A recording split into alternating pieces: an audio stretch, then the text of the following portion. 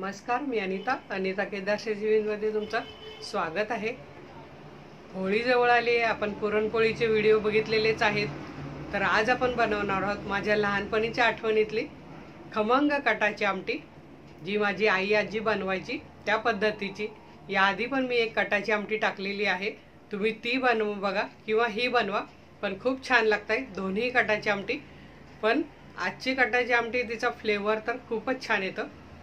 तर तुम्ही ह्या होळीला नक्की बनवा, तुमच्या मित्रमैत्रिणींना शेअर पण करा, म्हणजे तेही बनवू शकतील आणि खाल्ल्यावर मला रिप्लाय जरूर कळवा। तर चला आता आपण बघूया खमंग चमचमीत कटाची आमटी। कटाची आमटी बनवण्यासाठी इथे मी घेतलेलं आहे सुकं खोबरं, 1 वाटी आहे ही, आणि 100 ग्राम आहे ही 1 वाटी। 4 मीडियम साईजचे कांदे घेतलेले आहेत, कोथिंबीर घेतलेली आहे 1 कपभर, लसूण पाकळ्या घेतल्या आहेत 1 15-20, 1 इंच आलं घेतलेलं आहे। हा कढीपत्ता पण फोडणीत घालणार आहोत, आणि इथे पण मी कढीपत्ता घेतलाय, तो वाटण्यासाठी घेतलाय। चवीप्रमाणे मीठ घालायचं आपल्याला। हा माझा काळा मसाला, याचा व्हिडिओ मी टाकलेला आहे, काळा मसाला बाय अनिता केदार सर्च करून बघा, तुम्हाला लगेच मिळेल। आणि हा मी आपण पुरणाकरता जी डाळ शिजवून घेतो त्याचं पाणी घेतलेलं आहे, म्हणजे याला कट म्हणतात, आणि त्यापासून आपल्याला आमटी बनवायची असते। तर पूर्वी कसं होतं, चूल असायची आणि मग चुलीच्या निखाऱ्यावर हे खोबरं कांदे असे भाजून घ्यायचे। तर आपल्याकडे तर आता चूल नाही, पण आपण ते कशा पद्धतीने भाजून बनवायचे ते बघूया, आणि त्याची आमटी एकदम उत्कृष्ट लागते, खूप चवदार लागते, ती बघूया। तर बघा, इथे मी गॅस चालू केला आहे, बारीक ठेवला आहे, थोडा मध्यम करायचा, आणि हे आपल्याला 4 कांदे खोबरं भाजून घ्यायचं आहे। हे बघा,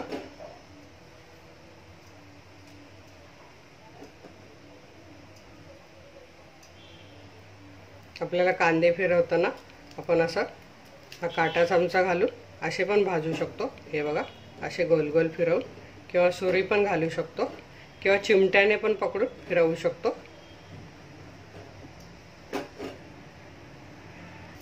हे बघा, मी हे 4 कांदे आणि वरून अशी खोबऱ्याची वाटी चिमट्यात धरलेली आहे, म्हणजे तीही आपल्याला अशी भाजून घेता येईल त्यावरच।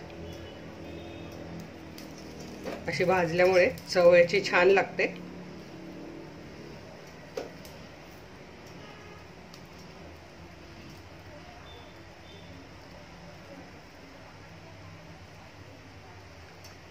किंवा असं वेगवेगळं पण आपण भाजून घेऊ शकतो, आधी खोबरं, पण हे पटापट होतं असं।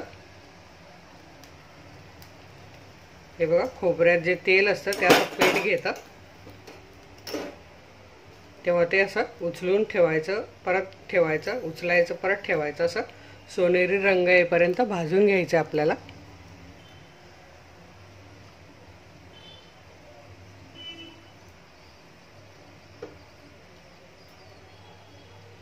फिरवायचे कांदे असे 1-1 2-2 मिनिटांनी असे, म्हणजे सगळीकडून सारखा भाजला जाईल कांदा।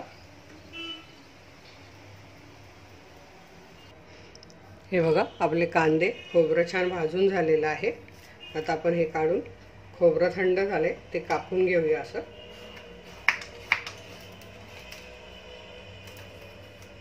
तोपर्यंत कांदे थंड होतील।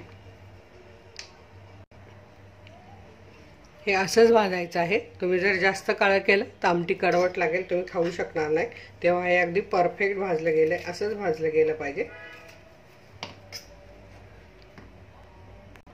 मिक्सरच्या भांड्यात खोबरं घालून घेतले, थोडं मीठ घालून घेऊया, म्हणजे काय होईल, खोबरं पटकन बारीक होईल। हे बघा, खोबरं इथे छान बारीक झालेलं आहे, मस्त रंग आलेला आहे, तुम्ही बघू शकता। आता हे आपण काढून घेऊया, कांदे सोलून घेऊया। हे बघा, आपण कांदे सोलून घेऊया। आधी नेहमीप्रमाणेच हे वरची साल काढायची।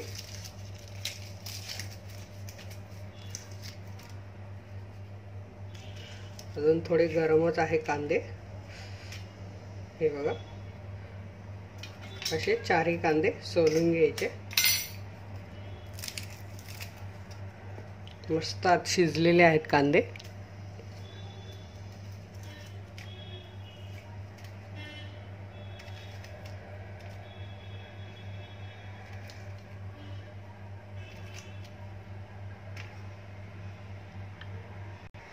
आता आपण मिक्सरच्या भांड्यात आलं कापून टाकूया,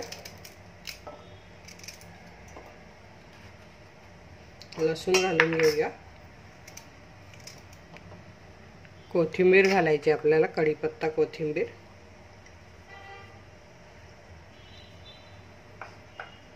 आणि कांदे पण घालून घ्यायचे आहेत.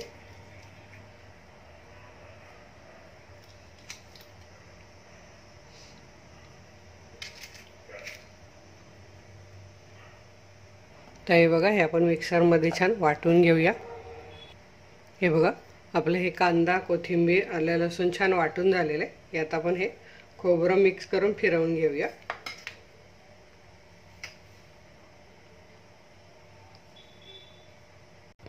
इथे तुम्ही बघू शकता आपला मसाला अप्रतिम झालेला आहे. मस्त याचा सुगंध इतका दरवळतोय, चुलीत भाजल्यासारखाच वाटतोय, पण आपण ते गॅसवर भाजले, पण अगदी सुगंधच असाच येतोय. आता आपण फोडणी करून घेऊया. हे बघा, मी इथे पॅनमध्ये 3 टेबलस्पून तेल टाकलेलं आहे. तेल गरम झालं की आपल्याला कढीपत्ता टाकायचा आहे. आपलं इथे तेल छान तापलंय, कढीपत्ता घालूया, झाकण ठेवूया 30 सेकंद फक्त, म्हणजे कढीपत्त्याचा सुगंध त्यातच राहतो. 30 सेकंद झालेले आहे. आता आपण वाटण घालूया.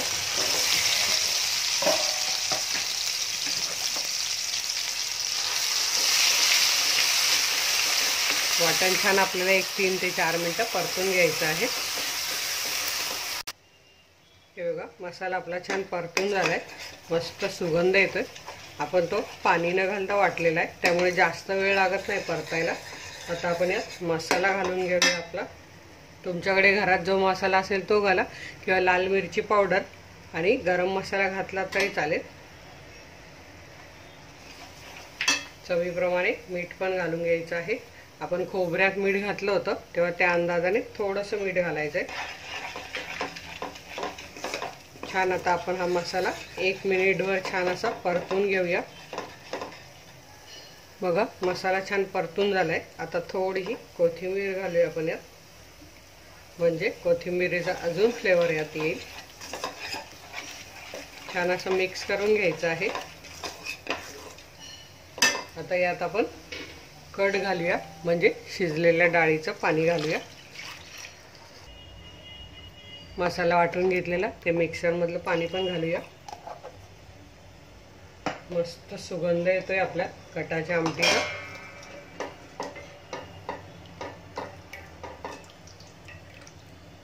एक उकळी आल्यावर आपण बारीक गॅस करूया आणि झाकण ठेवून 4 ते 5 मिनिटं छान उकळी काढून घेऊया. हे बघा, आपल्या कटाच्या आमटीला छान उकळी आलेली आहे. आता आपण गॅस बारीक करायचा आणि अशी 4 ते 5 मिनिटं उकळू द्यायची आहे. हे बघा, 5 मिनिटं झालेली. आपण झाकण काढूया.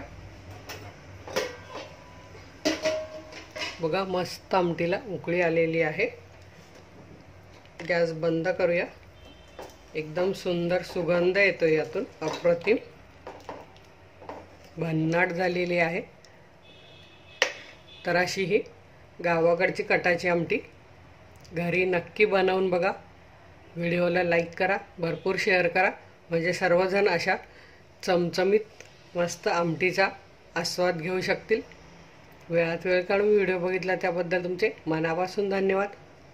अशाच माझ्या छान छान रेसिपी बघा, बनवा, खा आणि हेल्दी राहा.